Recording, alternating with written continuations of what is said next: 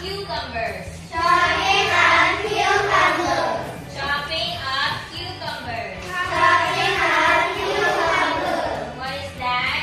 Chopping up cucumbers. What is the first picture? Chopping up oranges.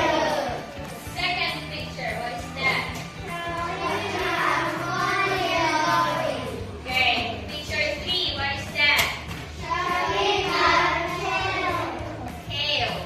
Kale. Again. Chopping up kale. Chopping up kale.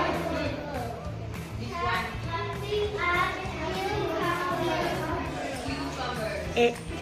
Chopping up cucumbers. Okay. So next, go to page 60. Vegetables and cooked vegetables. Okay. So again, raw vegetables. So this one, raw vegetables. Raw vegetables. Okay.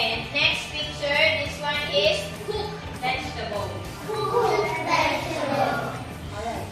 Raw vegetables, it is not cooked. So up to you if you want to eat it or not. And then cooked vegetables, that's when you cook with oil, with fire. So you cook the vegetables. Understand? Alright.